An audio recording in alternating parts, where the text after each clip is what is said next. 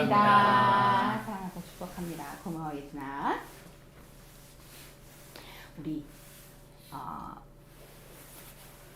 친구들에게 물어보려고 해. 이거는 이렇게 물을 벌컥 언제 이렇게 마실까? 더울 때. 목이 너무 말라서 목이 너무 마를 때 이렇게 우리는 벌컥 물을 마시게 될 거예요. 그런데 이렇게 목마를 때 물을 마시듯 목마를 때 시원한 음료수를 마시듯 혹시 우리 예성아 우리 마음이 마를 땐 어떻게 해야 할까? 우리 마음이 마를 때 우리 마음이 마르고 우리 마음이 고갈될 때 어떻게 하면 좋을까? 이 질문을 가지고 우리 그 다음 전사님이 퀴즈를 낼 거예요. 자, 이곳은 어디일까요? 이곳을 맞추는 거예요. 자, 이곳은 허파와 같은 곳이에요. 얘들아, 허파는 어떤 일을 하지? 허파, 폐. 어떤 숨 쉬는 아주 중요한 거겠지, 그치? 이 장소는 허파와 같은 아주 중요한 숨을 쉬는 호흡하는 그런 아주 중요한 곳이에요. 또 이건 좀 어렵겠다, 그치? 두 번째, 이곳에 수달이 나타났대. 수달 가족이 나타났다는 의미는 그만큼 깨끗하고 자연 친화적인 공간이구나, 그런 곳이구나라는 걸 알 수 있겠지. 여기까지 감이 와? 아직 감이 안 와요. 자, 이곳에는요 32개의 다리가 있어요. 32개의 다리가 있는 곳이에요. 춘천, 부산? 다 나와. 춘천, 부산에서 본 다리 같아? 그러니까 이런 다리, 이쪽과 이쪽을 연결하는 다리가 있는 그곳, 그게 32개나 있는 다리가 있는 아주 중요한 연결 다리가 있는 곳이에요. 자, 이곳은 이곳 이렇게 말할까? 이곳에는요 공원이 많아요. 무슨 공원? 공원이 있고 또 수영장도 있어. 한강 수영장? 수영장도 있어. 맞아. 거기가 어딜까? 여기가 어딜까? 한강? 우와, 빙고 맞았어. 공원 했는데 한강. 그래, 공원도 있고 수영장도 있어서 많은 사람들이, 서울에 사는 사람들이 이 곳곳에서 레저를 즐기고 쉼을 갖고 가족과 함께 즐거운 시간을 갖는 여기 바로 한리버. 자, 이 한강의 순수 우리말은 한가람이라는 표현이 있대. 한가람이라는 표현이 있대. 그럼 이 한가람의 뜻은 뭐냐? 크고 넓은 강이라는 그러한 뜻으로 한강이 있어. 자, 전사님이 찾은 한강의 사진 중에 와, 진짜 나무도 무성하고 하늘도 푸르고 한강 물은 맑고 다리가 있고 많은 교통의 중요한 그런 정중앙, 우리나라의 정가운데를 가로지르는 이 한강. 이 한강이 우리에게 이렇게 말해. 따라해보자. 이 강은 나는 많은 사람과 생물과 나무들을 살리고 세상을 살릴 거야. 이렇게 우리나라의 가운데 있는 이 한강을 통해 우리가 많은 도움을 얻고 유익을 얻어. 이 한강이 있으므로 주변에 많은 나무와 생물들이 살아나고 있고 아름다워지고 있는 그런 한강이지. 그렇게 보호하고 보존해야 될 이 한강처럼 오늘 성경에 오늘 에스겔 말씀에 이런 한강처럼 중요한 강이 나와. 그 강은 바로 따라해보자. 생수의 강. 지금 에스겔과 유다 민족들은 바벨론 포로로 끌려가 있는 중이야. 그러면 포로로 끌려가 있는 중에 이런 강을 어떻게 만나지? 이건 에스겔 선지자에게 하나님이 환상으로 보여주실 거야. 꿈인지 생시인지 하는 그런 가운데 환상으로 보여주신 이런 강이 보이는데 그 강의 물이 어디서부터 흘러나오냐면 하나님의 성전에서부터 그 강이 흘러서 점점 무릎, 허리, 가슴 이렇게 흘러 넘치는 그런 모습을 에스겔이 환상 중에 보았어. 바로 이 강의 의미는 따라해보자. 하나님의 임재와 은혜. 하나님의 은혜가 하나님의 성전에서부터 흘러나와서 많은 생물들, 많은 사람들을 하나님이 함께 하시고 하나님이 은혜 베푸시는 그 은혜로 풍성해지고 살리고 세우는 그러한 일이 일어날 거라는 하나님의 약속의 말씀이 이렇게 에스겔에게 환상으로 보여진 거야. 그런 이 생수의 강이 우리에게 똑같이 이렇게 말해. 따라해보자. 하나님의 은혜가 많은 사람과 생물과 나무들을 살리고 세상을 살릴 거야. 이렇게 하나님의 성전으로부터 흘러나오는 하나님의 은혜, 하나님의 말씀이 우리를 살린다고 말씀하는데 아까 처음에 전사님이 무엇을 질문했지? 예성아? 우리 이 질문을 기억해보자. 우리 목이 마를 때 물을 벌컥벌컥 마시지. 그리고 그 다음에 했던 질문. 그럼 마를 땐 어떻게 하지? 어디가 마를 때? 아까 전사님 물었어. 마음이 목마를 땐 어떻게 하지? 마음이 목마를 때, 마음이 고갈될 때, 마음이 바짝바짝 마를 때, 마음이 마르는 걸 뭐라고 표현할 수 있을까? 얘들아, 마음이 마르는 건 기쁨을 잃어버리는 거하고 똑같아. 또 사랑하고 싶지 않을 때도 있어. 또 내 마음 안에 불평, 불만, 짜증, 탓 이런 것들이 내 마음을 주장할 때 그런 마음을 우리는 마음이 고갈됐다. 마음이 말랐다. 이렇게 말할 수 있어. 그런데 예수님이 아모스 선지자를 통해 하나님이 이렇게 말씀하셨어. 주 여호와의 말씀이니라. 보라, 날이 이를지라.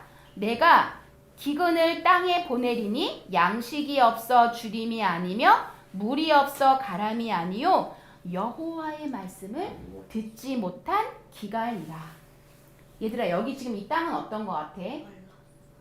바짝바짝 비가 안 와서 물이 없어서 바짝바짝 마른 땅처럼.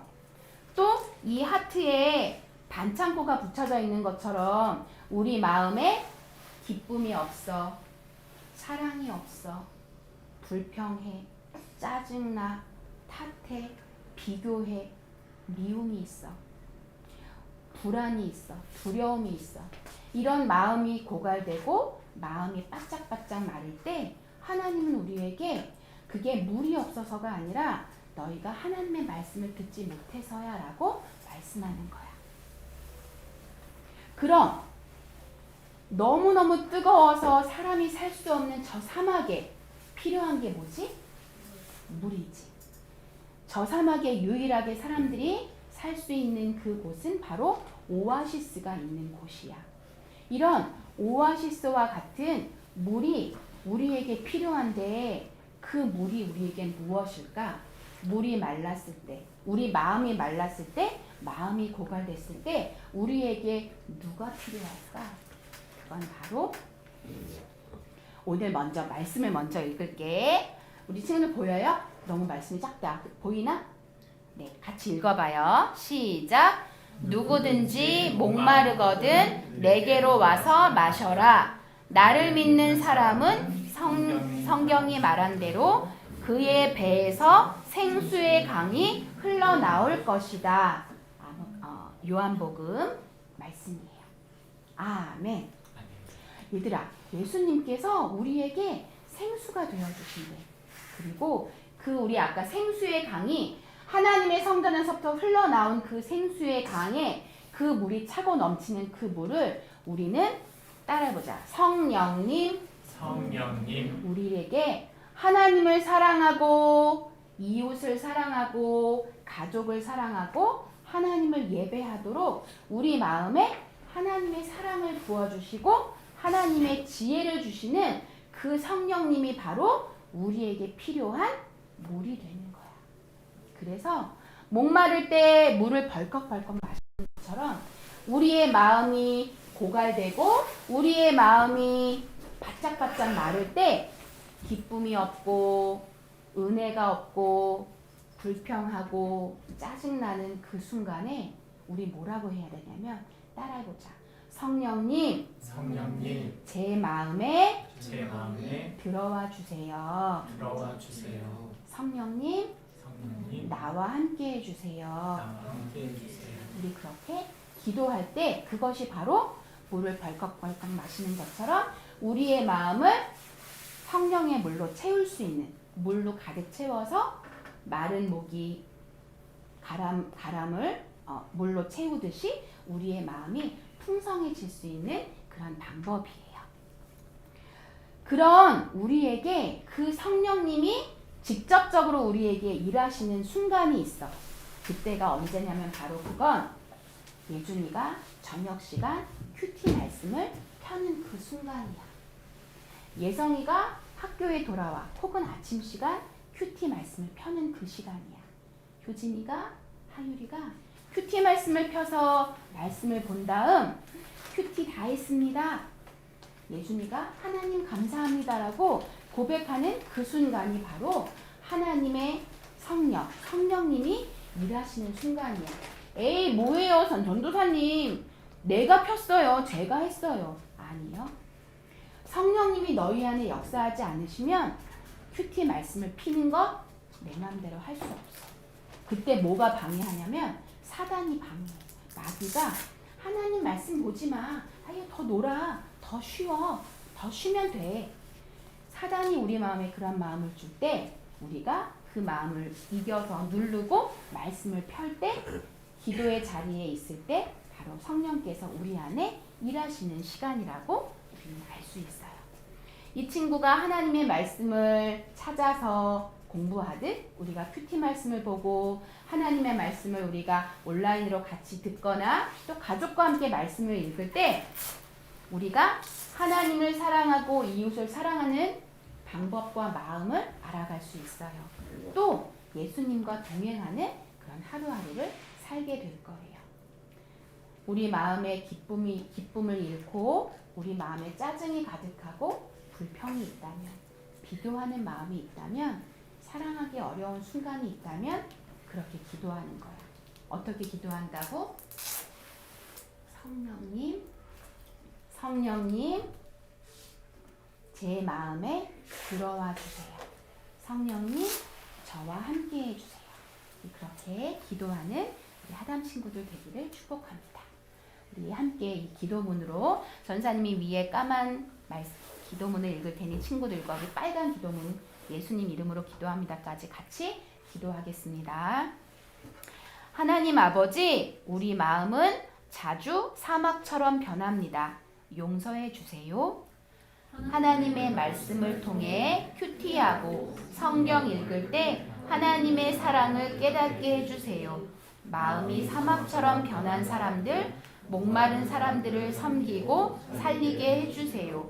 우리 마음에 성령님 찾아오셔서 서로를 더욱 사랑하게 해주세요. 예수님의 이름으로 기도합니다. 아멘. 우리 이번 한 주도 말씀을 성령님이 일하시는 순간 말씀을 펴고 큐티하며 하루를 시작하고 내 마음의 감사를 잃어버릴 때 성령님 같이 따라해볼까? 성령님 제 마음에 들어와 주세요. 이렇게 기도하며 한 주를 승리하기를 바라요. 우리 잠옷실로 가겠습니다. 예수님은 나의 왕, 예수님은 나의 왕, 살아계신 하나님 아들 내 마음에 오셔요. 어서서 오세요. 예수님, 살아계신 예수님, 오세요 여기 여기 내 마음에 함께 계세요 나의 왕.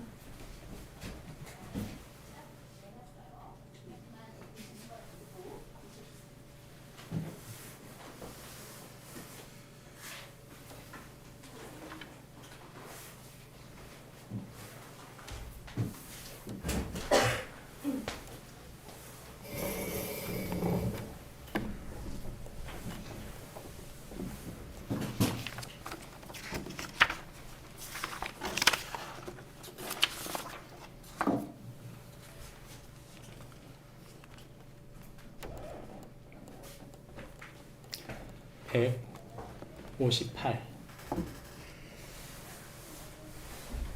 무슨 숫자일까요? 이 숫자는 사실 우리가 분노해야 될 숫자입니다. 이 숫자에 대한 얘기를 제가 말씀드리겠습니다. 우리나라가 이제 100년 전, 우리나라 100년 전 일제 강점기가 시작되죠.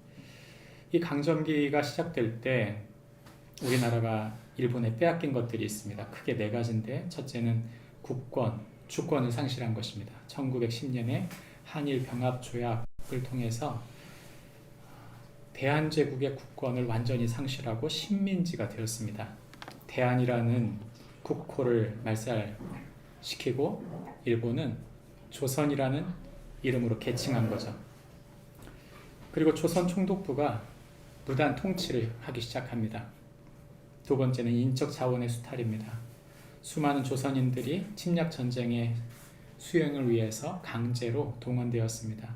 강제 징용으로 끌려간 사람들이 1939년 이후에 72만 명 조선인 노동자로서 일본 본토와 다른 여러 점령지로 강제 연행되었습니다. 군인과 군속으로 또 동원되었습니다. 이렇게 동원된 사람들은 36만 명 이상이 군인과 군속으로 동원된 것이죠. 또한 일본군 위안부로 수많은 여성이 일본군의 성노예로 강제 동원되어서 반인도적 범죄의 피해를 입었습니다. 거기서 끝나지 않습니다. 이름과 언어를 말살시켰습니다. 창씨의 명을 강요한 일본은 한국인의 성과 이름을 일본식으로 바꾸게 하고 조선어를 사용하지 못하도록 민족의 혼을 말살시켰습니다. 세 번째는 물적 자원과 경제 수탈입니다. 일본은 조선의 경제 구조를 자신들의 전쟁 물자 보급 기지로 사용했습니다. 임야와 토지, 이 토지를 강탈당하고 일본인들의 지주에게 국유지화 됐던 것이죠. 또한 식량을 수탈당했습니다. 산미 증산계획 등 생산된 쌀의 대부분이 일본으로 반출되고 또 정작 조선인들은 만주에서 들여다가 잡곡을 먹는 일이 많았습니다. 자원 또한 고갈됐습니다. 금, 철물광석, 석탄, 텅스텐, 한반도의 주요 자원들이 군수산업의 물자로 사용되었습니다. 채굴되었습니다. 뿐만 아니라 물자들, 공출이라는 이름으로 전쟁을 수행하기 위해서 집안에 있는 숟가락, 젓가락, 놋그릇, 심지어 종까지 뺏겼습니다. 마지막으로 네 번째는 문화유산의 파괴와 약탈입니다. 일제는 민족의 정기를 끊기 위해서 상징적인 문화재들을 파괴하고 약탈해 갔습니다.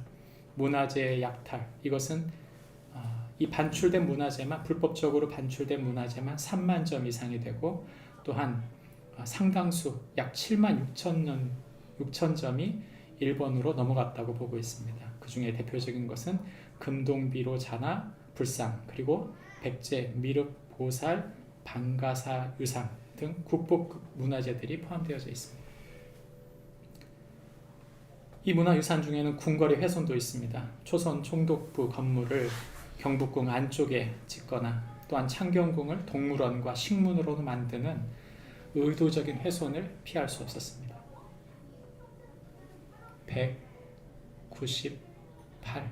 이것은 우리나라가 당시에 본 피해입니다. 198. 158조입니다. 지금으로부터 몇 년 전입니까? 100년 전이에요. 36년의 긴 세월 동안 158조를 빼앗겼는데 우리나라 지금 최근에 우리나라 1년 총 자산이 얼마입니까? 그것이 바로 1년 예산이 750조입니다. 생각해보면 그 36년 동안 100년 전으로 생각해보면 얼마나 많은 자원과 많은 재산을 수탈해갔는지 모르는 것이죠. 인터넷에 보니까 나라 잃은 표정이다 그런 말이 있더라고요. 저는 우리 마음속에 우리나라가 요즘 그래도 건강하게 세워져 가고 있는 것처럼 보이지만 우리가 결코 잊지 말아야 될 것은 나라 잃은 슬픔은 결코 잊지 말아야 된다. 그 생각이 듭니다. 우리가 이처럼 이 숫자를 기억해야 될 이유는 우리가 비단 여기서 끝나는 것은 아닙니다. 우리보다 훨씬 더 피해를 봤었던 나라가 있습니다. 2500년 전에 남유다가 바벨론으로 끌려갈 때 그들은 모든 걸 뺏겼습니다. 우리는 36년이지만 그들은 70년 동안 이름과 언어와 그들의 신앙과 그들의 모든 재산을 다 뺏겼습니다. 우리보다 2배를 뺏겼어요. 그러니까 철저히 망가진 거죠. 이런 완전히 망가진 민족이 다시 설 수 있을까요? 놀랍게도 이스라엘은 지금도 살아있습니다. 어찌 그렇게 소망이 없는 나라, 우리나라조차도 우리나라 스스로 독립할 수가 없었잖아요. 만약에 미국의 원자폭탄이 일본에 떨어지지 않았다면 과연 우리가 독립을 할 수 있었을까요? 우리는 그런 의문 또한 품지 않습니까? 근데 이 나라는 놀랍게도 그 70년을 보내고도 소망을 잃어버리지 않았어요. 그들은 그 고통 속에서도 하나님이 우리를 이끄신다. 하나님이 나의 삶을 지탱하시고 나에게 주신 모든 고난 속에 하늘의 계획을 가지고 계신다. 그들은 소망을 잃지 않고 그 하늘의 소망을 지금도 품고 삽니다. 여러분은 어떤 소망을 갖고 계십니까? 우리가 빼앗긴 것은 무엇이고 내가 회복해야 될 내 마음의 진정한 소망은 무엇일까요? 우리는 사실 많은 경우에 내가 무엇인가를 빼앗겼을 때 그 의미를 잘 알지 못합니다. 내가 사랑하던 사람이 갑작스럽게 세상을 떠나고 내가 사랑받던 그 모든 사랑을 사랑받지 못함으로 그 관계 속에서 느끼던 안정감을 모두 빼앗겼을 때 그 안정감을 우리가 어디서 찾을까요? 건강의 안정감. 내가 그래도 좀 건강했을 때는 괜찮았는데 건강을 잃고 난 다음에는 모든 것이 끝난 것처럼 느껴질 때 여러분 무엇이 우리의 소망이 돼야 될까요? 미래가 불투명합니다. 지금 MZ세대들은 취직할 곳이 많지 않다고 아우성이고 과연 우리에게 미래가 있겠는가? 아무리 열심히 살아도 이번 생은 망했다. 그래서 이 한국의 이름을 헬조선이라고 말할 만큼 마음에 소망이 없는 상태입니다. 여러분은 과연 어떤 소망을 품고 계십니까? 우리의 삶을 힘있게 만들고 하늘의 뜻을 이루게 만드는 진정한 소망은 어디에서 올까요? 우리 자녀들이 진짜 흔들리지 않는 소망으로 서게 하려면 어떻게 해야 될까요? 오늘 우리는 그에 대한 해답을 찾으려 합니다. 소망을 잃은 것처럼 느껴질 때 우리가 어떻게 살까? 우리 그 답을 성경에서 찾습니다. 에스겔서 47장 1절과 2절입니다. 같이 읽습니다. 그가 나를 데리고 성전 문에 이르시니 성전의 앞쪽에 하였는데 그 문지방 밑에서 물이 나와 동쪽으로 흐르다가 성전 오른쪽 제단 남쪽으로 흘러내리더라. 그가 또 나를 데리고 북문으로 나가서 바깥문을 걷고 동쪽을 향하는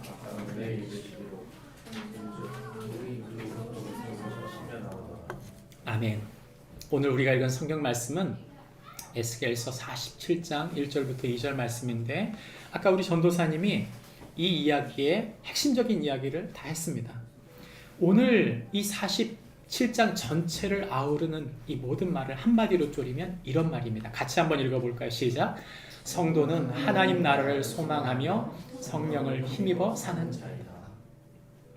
우리가 이 땅을 살면서 일하는 모든 것, 단순히 일을 해서 돈을 버는 게 목적이 아니고 그 일을 하면서 사람들을 섬기고 그 일을 하는 동안 세상의 어떤 일에 대하여 역할을 맡아 그 일을 감당하는 충성스러운 우리의 일상 속에서 하나님은 하나님의 나라를 세워 가신다고 말하는 것입니다. 그리고 이런 하나님의 나라를 세워가는 하나님의 계획은 예수님의 영이신 성령님이 우리 안에 오셔서 그 하나님의 동행하심으로 하늘의 지혜와 하늘의 성품으로 우리가 단순히 그 일을 감당하는 데서 끝나는 것이 아니라 하나님의 딸, 하나님의 아들로 예수님을 닮은 제자로 섬기면서 하나님의 사람으로 변화되어지는 과정이다. 이렇게 말하는 것입니다. 단순히 돈 벌러 직장 간 것이 아닙니다. 우리는 단순히 일하기 위해 그 사람을 어쩔 수 없이 만나는 게 아니에요. 우리가 그저 이용되고 이용하는 회사를 이용하는 그 정도 계산으로 산다면 우리는 우리의 인생을 낭비하는 것입니다. 난 예수님 믿었으니 천국 갑니다. 네, 천국 가서 아무런 상급이 없어요.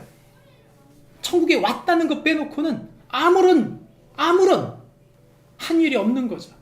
내 마음속에 그분의 영이 없다면, 내가 그분의 나라에 대한 소망으로 오늘을 살지 않는다면, 내게 주신 모든 맡겨준 일들과 심지어는 문제 속에도 하나님의 나라가 계획되고 있다는 것을 내가 믿고 살지 않는다면 나에게 아무 상급이 없는 거예요. 여러분이 지금 고민하는 깊은 문제들이 있습니까? 기억하십시오. 그 문제들은 하나님의 영광을 위한 엄청난 도구요, 엄청난 하나님의 계획이라는 사실을 잊지 말아야 됩니다. 그 문제를 그저 해결됐다고 끝이라고 생각한다면 여러분 그것은 문제를 낭비한 거예요. 고난을 낭비한 것입니다. 불편한 관계, 건강의 문제, 우리의 삶 속에서 이루어지지 않는 어떤 특별한 문제가 있다면 하나님은 특별히 그 문제를 통해 우리를 붙잡아 가시고 하나님 나라에 대한 소망을 품게 하실 뿐 아니라 하나님의 놀라운 성령이 우리 속에서 무엇인가를 말씀하고 있다는 사실을 깨닫는 것이 첫 번째라고 말씀하신다는 사실입니다. 그걸 알았어요. 바로 이스라엘 2500년 전의 이스라엘 백성들은 그 에스겔이 품었던 그 환상의 이야기를 들으면서 그들이 정작 마음에 품어야 될 것은 바벨론의 척박한 이 사막과 같은 삶을 사는 목마른 삶에 대한 허덕임이 아니라 오늘 내가 사는 모든 삶 속에 하나님이 함께 계시고 하나님이 역사하시며 그분의 나라는 반드시 온다고 하는 믿음으로 살았다는 것입니다. 그래서 그들의 소망이 절대 끊어지지 않은 것이죠. 나라를 잃은 표정을 하고 사는 그것이 아니라 하나님 나라를 마음에 품은 기쁨과 감사와 소망으로 살았던 것입니다. 저와 여러분은 그런 삶을 살고 계십니까? 만약 내가 아직 그렇게 살고 있지 못하다면 잘 오셨습니다. 오늘 성경은 우리에게 그렇게 사는 방법을 3가지 알려줍니다. 우리가 보는 에스겔서의 이야기는 맨 끝장입니다. 저희가 지금 7토막으로 나눠서 지난번에 지금 설교를 하고 있는데 한 번은 제가 나눠서 했어요. 그래서 오늘이 7번째입니다. 오늘 7번째 마지막 이야기는 환상에 대한 이야기입니다. 그래서 하나님께서 이스라엘의 이 에스겔을 통해서 사막과 같이 마음이 황폐화되어버린 이스라엘의 마음속에 하나님 나라를 꿈꾸게 하게끔 환상을 꾸게 한 것이죠. 이 이야기 속에서는 크게 2가지를 볼 수 있습니다. 첫 번째는 40장부터 43장까지 무슨 얘기냐면 하나님의 성전에 대한 이야기예요. 그래서 여러분 보시면 읽기도 힘들어요. 반석이 몇 척이고 기둥이 몇 척이고 지붕이 몇 척이고 문이 몇 척이고 거리가 몇 척이고 계속 그 얘기만 합니다. 그냥 40장부터 43장까지 읽어보면 뭔 얘기를 하는지를 몰라요. 근데 여러분 그 얘기가 바로 뭐냐면 내가 너희에게 새로운 성전을 줄게. 너희가 지은 너희들이 항상 절하면서 기도하면서 예루살렘을 향해서 그 성전을 향해 기도하고 있는데 너희들 그게 너희의 소망이 아니야. 너희가 포로로 돌아가서 다시 예루살렘 성전으로 가는 게 너희들의 인생의 목적이 아니고 너희가 인생을 다 한 다음 하나님의 임재가 충만한 하나님의 나라가 너를 기다리고 있다. 그 얘기하는 것입니다. 그게 바로 성전 이야기고, 두 번째가 바로 47장에 나오는 오늘 생수의 강에 대한 이야기. 이 두 가지 환상이 가장 큰 환상이라고 볼 수 있습니다. 이 이야기를 통해서 우리에게 주시는 이 소망에 대한 이야기는 크게 세 가지를 얘기합니다. 그 세 가지는 바로 이것입니다. 첫 번째는 여호와의 영광이 성전에 가득하다. 무슨 얘기인가? 의미가 있어요. 두 번째, 그 문지방 밑에서 생수의 강이 흘러내릴 것이다. 두 번째, 세 번째는 그 성의 이름을 여호와 삼마라 하리라. 여호와 삼마라고 하는 단어. 그래서 이 세 가지의 내용이 40장부터 48장에 이어지는 가장 중요한 뼈대들인데 우리에게 주고 있는 강력한 메시지입니다. 첫 번째, 여호와의 영광이 성전에 가득하다. 여러분, 성전은 뭐죠? 여러분에게 매번 말씀드렸지만 성전은 바로 저와 여러분입니다. 하나님의 성전은 사람들이, 기독교인들이 착각하는 게 있어요. 교회 헌금합시다. 우리 교회 크게 지읍시다. 그래서 건물을 짓고 그걸 성전이라고 하는데 땡! 그건 틀렸습니다. 성전이 아니에요. 정확히 말합니다. 예배당이에요. 예배를 하기 위해 임시로 지어서 모이는 당일 뿐입니다. 하나님은 예배당을 원하지 않아요. 하나님이 원하는 건 우리의 삶 속에 하나님이 임재하는 걸 원하시지, 우리라고 하는 성전, 우리의 몸 속에, 우리의 마음 속에 하나님이 임재하는 걸 원하시지, 한 주일에 건물 속에 한 번 예배드리고 나서 월요일이 되면 주일날 무슨 설교를 들었는지, 무슨 찬양을 했는지, 어떤 기도를 드렸는지를 새카맣게 잃어버리는 그런 임시적인 예배 처소가 아니라는 뜻입니다. 우리가 읽었던 이 성경 본문에 보시면 43장을 보시면 43장에 아까 제가 말씀드린 이 성전이 나오는데, 그 성전은 이스라엘이 경험해보지 못한 엄청나게 넓은 곳이에요. 얼마나 넓냐? 5km입니다. 5km. 성전이. 그러니까 거의 지금 우리 서울의 한 반절쯤 될까요? 제가 정확히 계산을 못하겠는데 엄청난 넓이에요. 근데 그 성전을 보여주시는 거죠. 그 엄청난 너비를 통해서 성전을 보여주시는 이유가 뭐냐? 그 성전 속에 하나님의 임재에 대한 이야기를 하기 위해서입니다.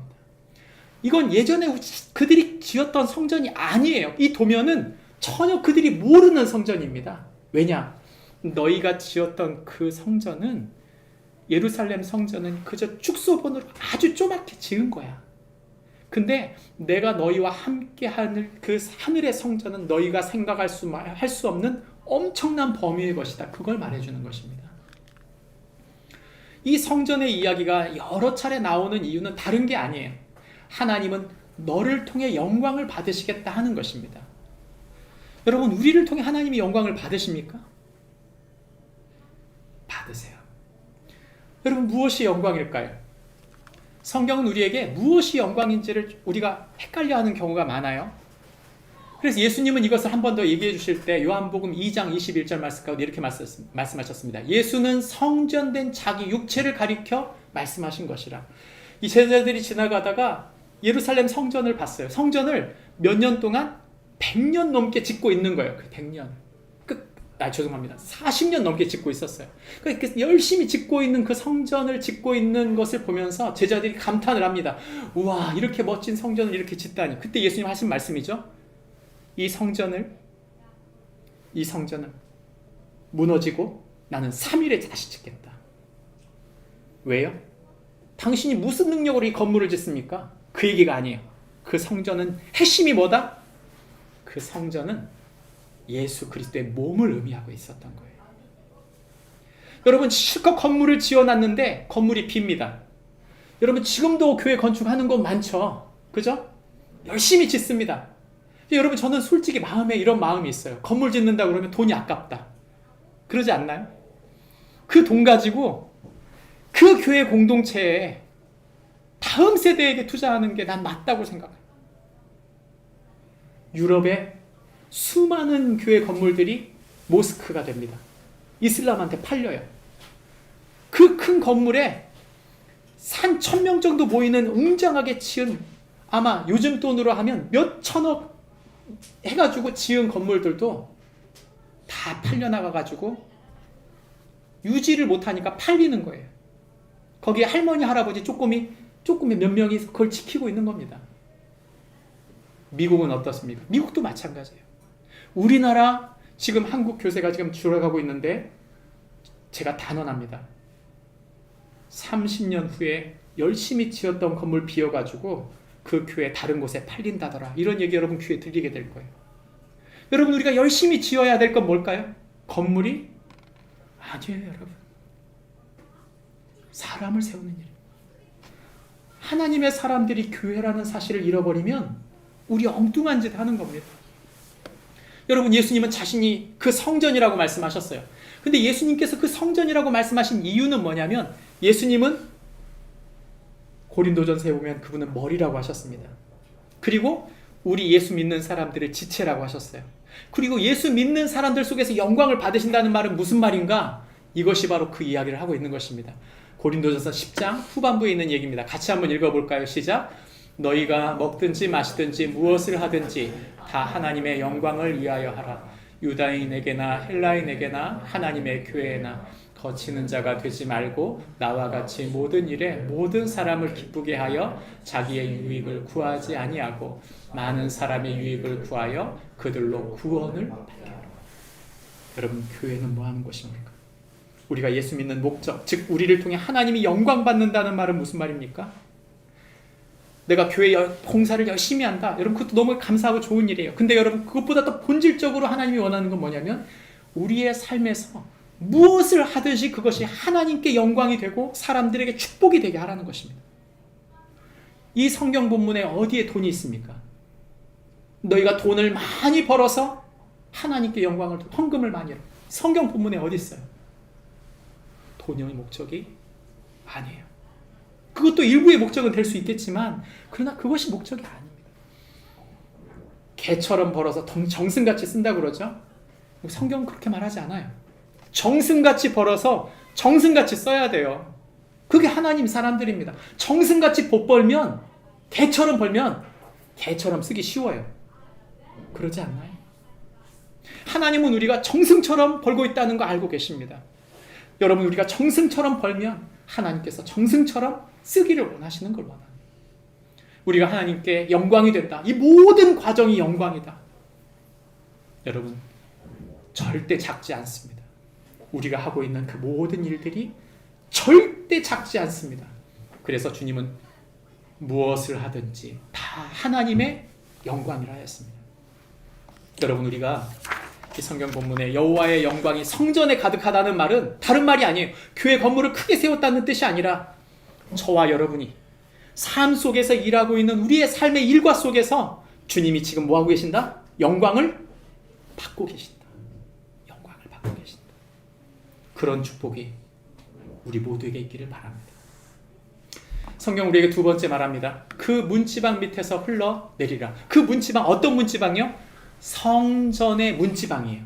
그러니까 여러분, 한 집에서 물이 흘러나온다. 좋은 일일까요? 나쁜 일일까요? 좋은 일이 아니죠. 뭔가 배수시설이 잘못되었고 뭔가 흘러나오는 일이에요. 그거 좋은 일이 아니에요. 일반적으로 생각할 때는. 근데 성경은 왜 하필 성전이라고 하는 문지방에서 물이 흘러나온다는 표현을 했을까요? 아까 우리 전사님이 말한 것처럼 이 물이라고 하는 단어가 성령, 하나님의 은혜를 뜻해요. 누군가 은혜를 받는 거예요. 성전인 우리를 통해 우리가 흘려보내는 그 무엇 때문에 그 사람이 감동을 받고 그 사람이 전혀 생각하지 못한 사랑을 받을 때 그 사람의 마음이 이거 뭐지? 왜 이런 게 나온 거지? 이런 생각을 하게 된다는 뜻이죠. 에스겔서 47장 우리가 읽었던 성경 본문에는 성전의 그 문지방에서 물이 흘러나와서 흘러내려가고 있다 이렇게 말합니다. 이것은 생수로 인해서 생명의 강을 통해 세상이 바뀐다는 것을 말합니다. 이 생수의 강이라고 하는 표현은 모든 만물이 소생하게 된다는 것을 뜻합니다. 다시 말하면 성전 안에 있는 역사, 하나님이 그토록 바라시던 예배자들, 하나님께 드렸던 하나님을 사랑하고 이웃을 사랑하기로 결정한 이 사람들의 삶을 통해 세상을 새롭게 꼭 피운다는 얘기를 한 것이죠. 그들의 삶에, 그들의 연약한 삶에, 그들의 작은 재능 속에 하나님이 임하셔서 그들을 통해 하나님의 영광이 드러났다는 것입니다. 저는 청교도 책을 읽은 적이 있는데, 청교도가 누굽니까? 미국의 시주들이에요. 그렇죠? 유럽에서 미국으로 넘어간 첫 번째 미국의 근간이 되는 사람들, 하나님을 의지하고 살았던 프로테스탄트, 장로 교인들, 그들이 어떤 마음으로 살았냐면, 주일날 예배 드리고 나서 어떻게 살았냐면, 유명한 일화입니다. 한 사람이 의자를 만들어요. 근데 이 의자를 만들 때 어떻게 만드냐면, 내가 이 의자를 하나님을 위하여 만든다. 사람이 앉을 의자라고 생각하지 않고 하나님이 앉을 의자라고 만든 거예요. 몇 년 갔을까요? 100년이 넘어가요. 얼마나 정교하고 정성스럽게 만들었는지 100년이 지나가도 아무리 무거운 사람이 앉아도 전혀 흔들리지 않는. 그러니까 청교도인들이 만든 가구들은 옛날부터 한 번 만들어 놓으면 100년 넘게 쓰는 거예요.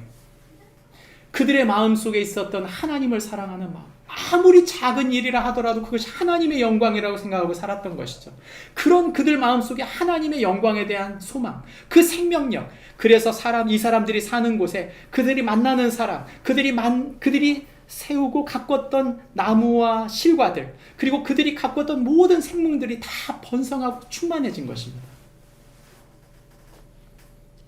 그래서 이 다음 장면을 보시면 그 생명력이 모든 것에 다 만물 속에 회복됐다고 말하는 것이죠. 하나님은 우리를 통해 하나님의 일들을 이루어 가십니다. 하나님의 약속은 우리를 새롭게 하시는 것이죠. 예수님은 이 일에 함께 계신다고 말씀합니다. 그러면서 요한복음 37장 39절에서 이렇게 말합니다. 우리 빨간색만 같이 읽어볼까요? 시작. 누구든지 목마르거든 내게 와서 마시라. 나를 믿는 자는 성경의 이름과 같이 내 배에서 생수의 강이 흘러나리라. 예수님은 이렇게 말씀하셨어요. 나를 믿는 자는 성경의 이름과 같이 그 배에서 생수의 강이 흘러넘칠 것이다. 무슨 말일까요? 우리 안에 뭔가 특별한 것이 계속 나오고 있다는 것이죠. 우리가 살리고 우리가 세워간다는 뜻이에요. 우리의 일뿐만 아닙니다. 그렇게 우리가 일하고 그렇게 살아가면 사람들이 물어봐요. 제가 직장 다니면서 제일 많이 듣던 질문이 그거예요. 이 대리, 왜 그렇게 일해? 왜 다 쉬는데 왜 이래? 왜 다른 사람들 거짓말 하는데 왜 거짓말 안 해? 사장한테 잘 보이려고 그러지. 왜 그렇게, 그 말이 제일 많이 들었어요. 왜 그렇게 사냐고. 왜 고리따분하게 그런 식으로 사냐고. 왜 자기 거 내가 받은 월급으로 받았으면 됐지 다른 사람한테 베풀고 사냐고. 당신 대리인데 왜 과장한테 그런 선물을 주고 왜 그렇게 베푸냐. 그런 말이에요. 당신이 받아야 될 입장인데 왜 주냐는 거예요. 왜요? 이유는 하나입니다. 내 안에는 생명이 있고 그 안에는 생명이 없어요. 내 안에는 소망이 있고 그 안에는 절망이 있어요. 내가 하늘의 계획을 알고 하나님을 알고 살고 있고 하나님 나라를 소망하고 있는데 그는 하나님을 알지도 못하고 하나님 나라라는 소망이 없으니까 그들에 대한 소식을 듣는 게 좋은 소식이 별로 없어요.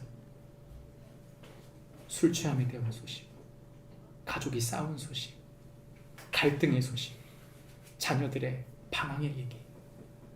그 얘기를 듣는 동안 여러분 우리가 그럴 수 있지 하고 지나가나요? 아니에요. 이 사람에게 필요한 것은 예수 그리스도다. 이 사람에게 필요한 것은 지금 다른 게 아니에요. 우리가 그렇게 소망으로 믿음으로 살 때 그들이 물어보는 것이죠. 우리 안에 예수님이 오시면 그런 일들이 벌어진다고 말하는 것입니다. 우리 때문에 누군가가 살고 우리 때문에 누군가가 소망을 이루며 사는 것입니다. 그것이 그 배에서 생수의 강이 흘러나온다는 이야기죠. 저와 여러분이 그런 하나님의 딸, 그런 하나님의 아들로서의 삶을 사는 축복이 되어지길 바랍니다. 마지막 성경은 우리에게 이렇게 말합니다. 그 성읍의 이름을 삼마라, 여호와 삼마라 하리라. 성경의 이 맨 마지막, 이제 오늘 에스겔서가 맨 마지막인데 에스겔서 맨 마지막 끝자락에 있는 본문의 이야기가 이 본문이에요. 이게 맨 끝입니다. 그 중에서 맨 끝에 있는 빨간색만 같이 읽어볼까요? 시작. 그날부로는 그 성읍의 이름을 여호와 삼마라 하리라. 여러분, 이 이야기 속에서 이 48장도 여러분 이해가 되지 않는 지도에 대한 얘기예요. 그 지도에 대한 얘기가 바로 이 얘기입니다. 12지파가 재분배를 받아요. 여러분, 원래 12지파는 부분 자신들이 싸워서 얻은 내용입니다. 여호수아가 이스라엘에 들어가서 이 지도 그대로 땅을 얻을 때 열심히 싸워서 얻은 사람들은 더 크게, 근데 가서 조금만 싸워가지고 얻은 사람들은 작게. 그래서 원래 지도는 이 지도가 아니라 부분 막 엉망진창이에요. 12지파가 들쑥날쑥이거든요. 근데 오늘 성경의 이 지도를 보십시오. 48장의 지도는 전혀 새로운 재분배예요. 다시 말씀드립니다. 우리가 천국을 가서 착각을 해요.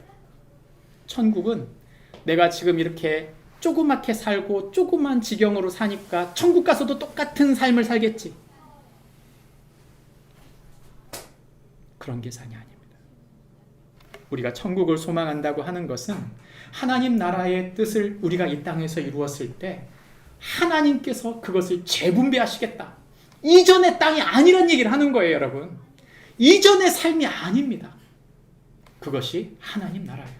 또 하나, 이 성경에 보면 특별히 이 12지파 중에 정 가운데 보면 왕의 땅이라고 하는 부분이 있습니다. 그 왕의 땅 중에 레위인의 땅, 그리고 제사장들의 땅, 그 밑에 보면 속된 땅이라고 있는데 거기에 성읍이 있어요. 그 성읍에 사각형으로 생긴 이 성읍에 보면 이 성읍에 12 셋에서 정사각형의 3개씩의 문이 있죠.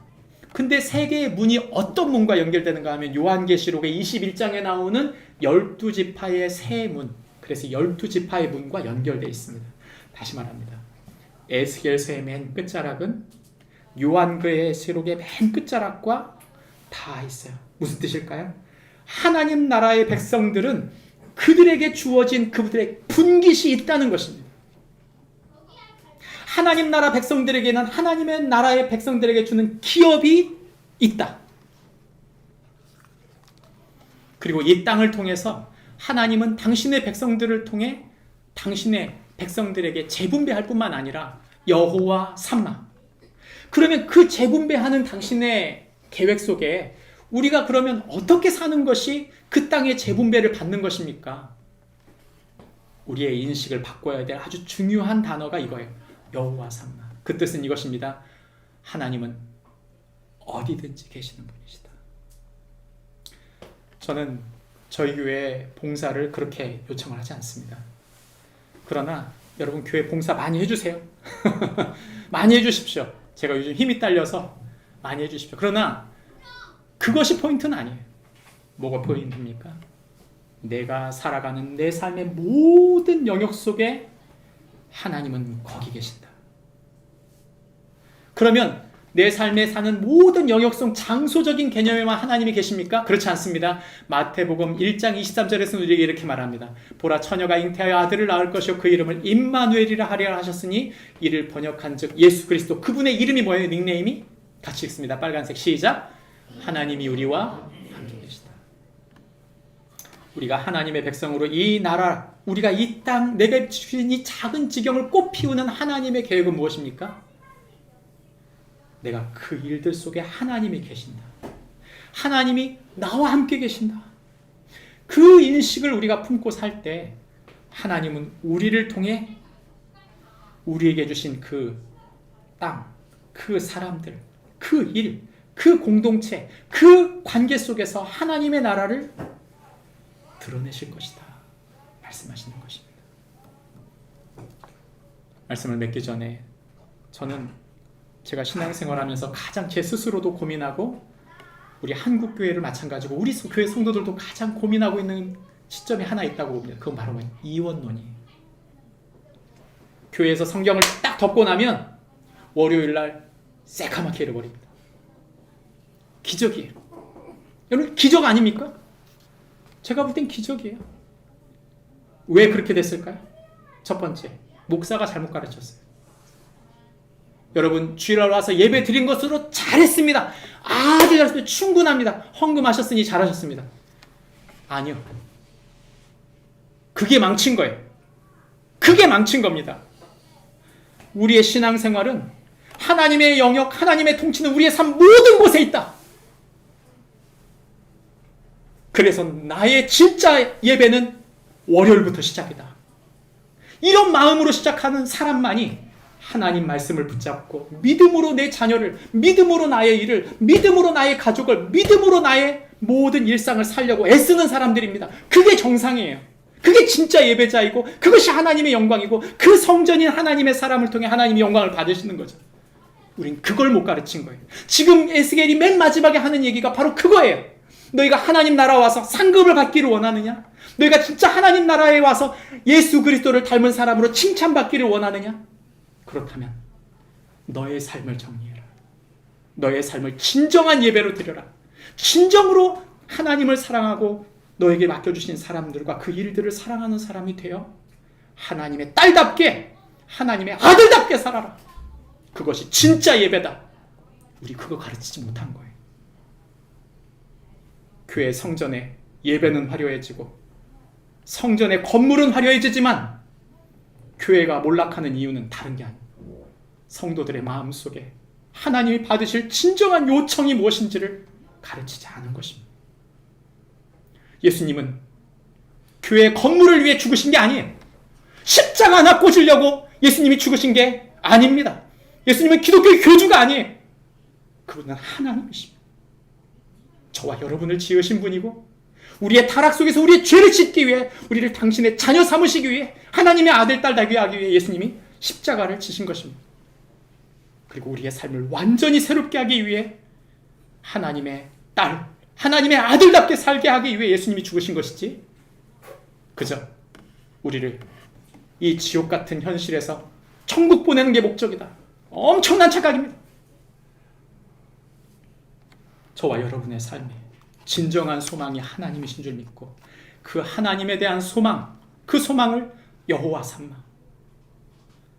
하나님은 내가 살고 있는 모든 곳 거기에 계신다. 이 믿음으로 우리의 삶을 하나님께 영광으로 돌리는 축복이 우리 모두에게 있기를 바랍니다.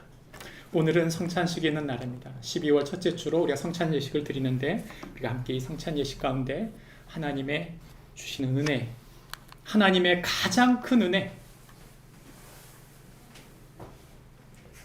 하나님이 이 땅에서 주신 가장 큰 당신의